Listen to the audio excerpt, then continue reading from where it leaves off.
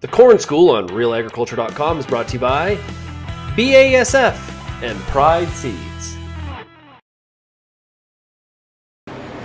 Hi, I'm Aaron Stevanus, Market Development Agronomist, Pride Seeds. I'm here with Don McLean from Growmark, Ontario and Drayton.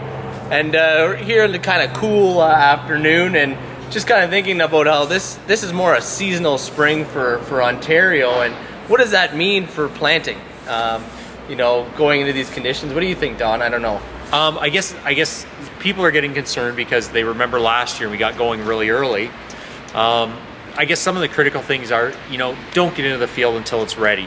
Stay out. If it's too wet, stay out until it's ready. We know we can do a lot of damage and we really can impact yield of the hybrids if we get in there and muck them in. Absolutely. And stuff.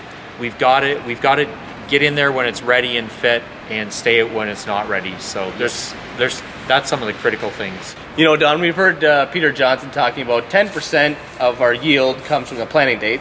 The other 90% is on the soil conditions and what we plant into, which I think he's bang on. I would tend to agree with you on that. I think we see a lot more issues with people getting in a field when it's too wet, you know, sidewall compaction, then we get poor root development, or getting in there when it's too wet and they don't get the seed slot closed again and we end up with poor seed soil contact, and then we end up with poor populations in the field. I think he's probably right. That probably has bigger impact on yield than getting it in there early. So what you do in that field, make sure it's ready before you get in there. Yep. And to even comment on that, like you said, that trench, like the roots are so important, right? At the beginning of the season, especially getting that off. Like, let's talk about nutrient uptake with those roots and why it's important. Yeah, if that root system, if you end up you know, sidewall compacting it, we end up with what we call mohawk roots. Yep. It basically runs straight down. It's not going to go out and explore the soil and get that fertility. If you got a 2x2 band, it's going to have a problem getting over to that band of fertilizer as well. So yeah, if you get in there when it's too wet, you're limiting your yield right there. Yep.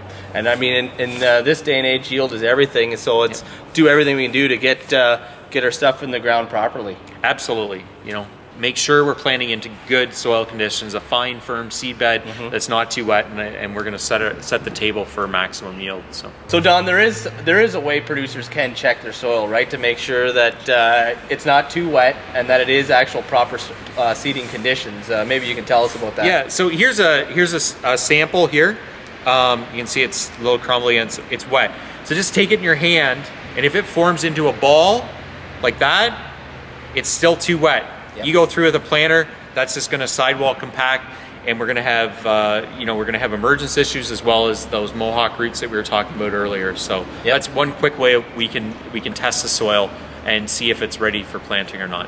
And let's be realistic. You look at that. Do you really think a root could get through that? Because I sure don't. No, no. Right. It should be fine and firm, and it should be crumbly. So exactly.